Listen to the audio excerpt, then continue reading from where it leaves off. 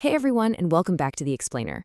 I am absolutely thrilled to guide you through today's story because honestly, it is a complete emotional roller coaster. We're looking at a tale that truly tests the limits of human resilience, forgiveness, and the search for truth. It's the incredible story of a family completely banished from their home, forced to survive in the wilderness, and how they eventually found vindication in the most unexpected way possible. So let's jump right in and set the stage for what exactly happened to a young man named Munwin and his mother, Chubby. Picture this for a second. Imagine standing in your own home, surrounded by neighbors you've known your entire life, and suddenly hearing these exact words. He took the money and ran away. Leave the village until you can repay his debt. Just wow. This was the harsh, life-shattering accusation thrown by the village sarpanch directly at Chavi and Manu. They were accused of harboring a thief, who happened to be Chubby's husband, Rakesh. In an instant, they were stripped of their dignity and forcibly exiled from their village, ordered never to return until a massive, almost impossible debt was paid. Let's start with Section 1, the unjust exile. Now, to really understand the sheer anger of the village, we have to look at the man at the center of it all. See, Rakesh wasn't some known criminal. He was actually a highly respected local teacher who was just trying to solve the village's severe irrigation crisis. To buy solar panels and secure reliable water for everyone, the villagers pooled all their hard-earned savings together. They collected exactly 1 lakh rupees, about 100,000 rupees. For a rural farming community, that is a monumental sum of money. But because they trusted him, they gave it all to him. So Rakesh took the cash to secure the equipment, and then he completely vanished. No phone calls, no solar panels, just silence. Looking at it from their perspective, you can kind of see why the village assumed the absolute worst, right?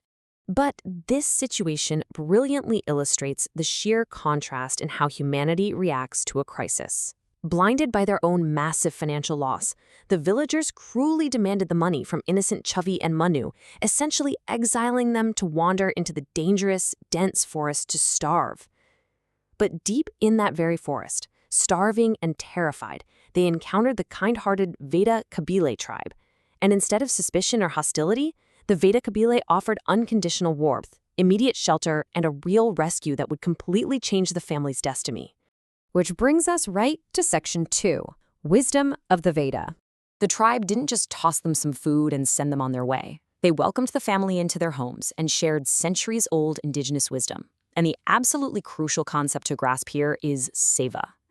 Tinba, one of the tribe's elders, explains that for the Vedaka Kabile, feeding the hungry isn't just a nice, charitable thing to do, it's seva, a fundamental moral duty. They believe that since nature provides for us unconditionally, we have an obligation to serve others selflessly. The sharing of culture and survival skills actually sparked a massive, life-altering business idea in young Manu's mind. And honestly, this exact concept of seva eventually forms the moral backbone for the hardest choices the family will ever have to make. But, okay, first we have to talk about the food because this is where the practical magic really happens. We're talking about traditional Bada Kabile dishes, like a completely unique banana sabzi, a perfectly cooked aloo bhat, which is this amazing seasoned potato rice, and a fiercely spicy, tongue-tingling eggplant and tomato chutney made from ancestral spices. As Manu ate this incredible food, a literal light bulb went off. He realized he could sell this unique tribal cuisine from a food cart to slowly, finally pay off that massive 1 lakh rupee village debt. However, there was a major logistical nightmare. How do you keep food piping hot while pushing a cart from village to village all day? Well, the Veda Kabila had an absolutely ingenious answer. It's a brilliant, natural installation technique that takes just 3 steps. First, you cook the food in traditional clay pots. Second, you place those pots securely inside specially crafted wooden boxes. And third, you cover them completely with natural grass. This ancient method trapped the heat so well, it kept the food hot for up to 7 hours. That's just brilliant engineering. Moving right along to Section 3, Rise of the Dhaba. So armed with incredible recipes and this brilliant natural insulation, Manu and Chivi took their food cart out to the local roads, and it was an instant, massive hit. People were just blown away by the unique flavors and those eco-friendly clay pots. Demand actually skyrocketed so fast that the humble food cart rapidly evolved into a highly successful permanent roadside restaurant known as the Jungle Dhaba. But here's the catch. Despite this newfound financial success, a very heavy human conflict remained. That massive debt to their home village of Rojapur still weighed on them. Deep down, Chavi and Manu still felt the lingering, painful weight of their exile. The unresolved accusations against Rakesh were just this dark cloud hovering over their hard-won success. And just as they're really grappling with those emotions, the story takes a dramatic turn in Section 4, returning in the flood. One day, while working at the dhaba, Manu overhears some passing customers talking about his home village, Rojapur, and the news is completely devastating. A massive flood has entirely destroyed Rojapur. The fields are ruined, homes are washed away, and the very people who exiled Manu and his mother are now starving and totally homeless. Hearing that, it really begs a massive moral question, doesn't it? Would you actually risk everything to save the exact people who threw you away? I think it's really easy to say yes in theory, but imagine the resentment you'd feel in that moment. Yet Manu, profoundly inspired by the Veda Kabila's concept of seva, that duty to serve the vulnerable, convinced his mother that they had to return.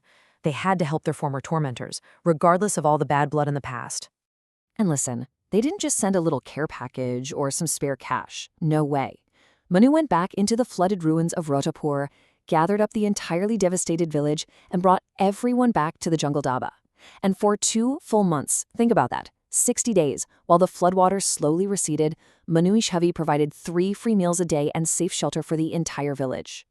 But this incredible act of selfless service came at a massive, massive cost.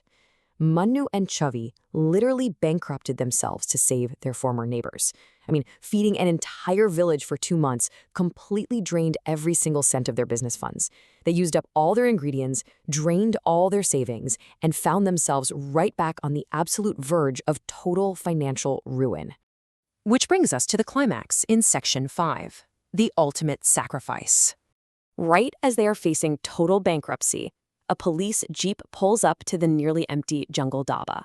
An inspector steps out, bringing a timeline that changes literally everything we thought we knew about this story. Step 1. Rakesh did exactly what he promised. He gave the 1 lakh to his solar panel contact. Step 2. That contact turned out to be a con artist who vanished with the funds. But here's Step 3. Rakesh didn't run away in shame. He tracked the scammer's location all by himself. Step 4. He called the police to coordinate a bust. And then tragically, Step 5. Before the police could even arrive, Rakesh was killed fighting the scammers, desperately trying to get the village's money back. The inspector revealed this incredibly powerful truth to everyone there. Rakesh didn't run away. He was fighting for you.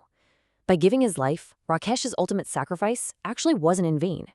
Because he tracked them down, the police were able to bust a massive, organized scam ring.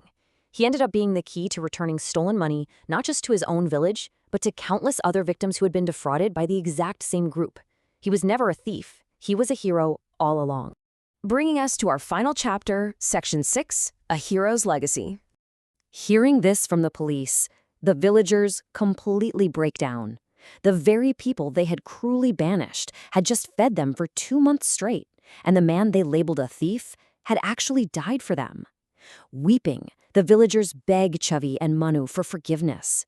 The inspector then hands Manu a bag containing the original 1 lakh rupees, which the police completely recovered.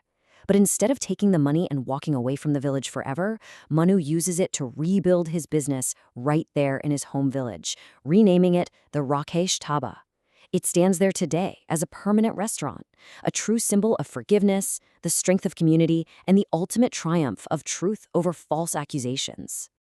So, as we wrap up today's explainer, I want to leave you all with this final provocative thought. How does true integrity survive the harshest of accusations? Manu and Chavi really showed us that it survives through seva, through having unwavering character, and by making the hard choice to serve others even when the world has completely turned its back on you. It's a stunning reminder that the truth, no matter how deeply it gets buried, always finds its way into the light. Thank you so much for joining me to explore this incredible story today. Keep learning, keep asking the hard questions, and I'll catch you in the next explainer.